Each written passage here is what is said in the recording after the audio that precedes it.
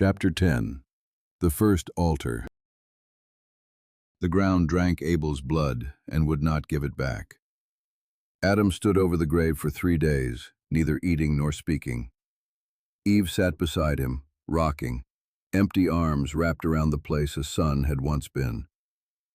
On the 4th day Adam rose, gathered stones still stained with Abel's offering, and built a new altar beside the first. He killed a lamb, the best of the flock, laid it whole upon the stones, and set fire to it himself. When the flames rose, he finally spoke. Abel is gone. Let another take his place. 9 months later, Seth was born. Eve lifted the child toward heaven with trembling hands. God has granted me another seed in place of Abel, for Cain killed him. The line of promise lived. Years became centuries. Seth's children called upon the name of the Lord. Cain's children built cities, forged bronze and iron, sang songs with harps and pipes. The two families walked the same cursed earth, but their altars faced different directions. Look at them, Zeruel. One line builds towers and calls it progress. The other builds altars and calls it hope. Both bleed, both die, and still you wait. He waits because the promise walks among them. The seed of the woman is not dead. The seed of the woman? One murdered, one marked, one wandering, and now a remnant whispering prayers to a God who let the serpent speak in the first place. How many more graves before the heel is bruised and the head is crushed?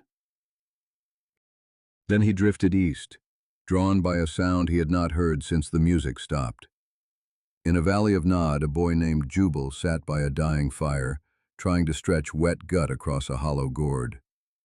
The notes were thin, painful, dying before they were born. Semyaza crouched unseen, wings folded tight, watching the boy's small hands fumble and fail. He should have turned away. He did not. His hand moved before his mind caught up. One brush of immortal fingers across mortal ones, just enough to show how to twist the string tighter, how to carve the wood so the note would sing. The first true chord rang out across the plain, clear and heartbreaking.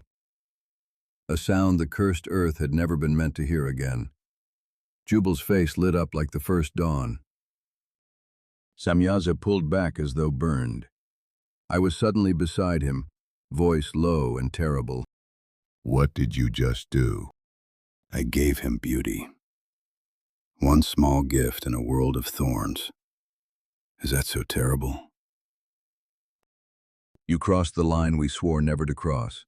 First the string, then the blade, then the stars themselves.